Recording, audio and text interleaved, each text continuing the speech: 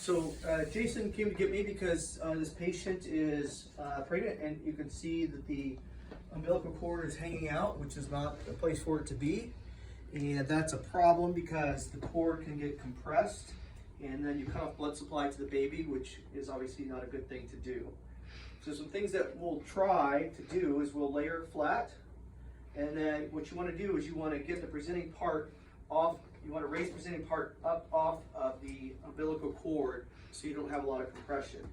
As Andrea pointed out to us, you don't want to middle the cord lock because it can cause vasospasm and that type of thing. So you basically just want to reach in there, and Jason's going to show us how to raise whatever the presenting part is up off the cord. And in this case, it's a head, but it could be a butt, a leg, anything. It just depends on what's presenting.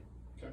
So get comfortable because you're going to climb on the stretcher, and whenever you do this procedure, you're going to have to stay with the patient. After you lift it up, that heavy, you're going to have to follow this patient all the way through the surgery. So I'm going to climb on the stretcher with Dr. Guthrie educate me.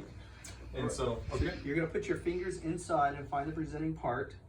Okay, so I can feel the head. So you want to raise the head up gently off of the cord. Okay, I've got the head lifted up. And so hopefully you can feel pulsations in the umbilical cord, but you don't have to check necessarily. And then you just have to hold that position until we get you to the operating room where they'll have to do an emergent C-section to get the baby out safely.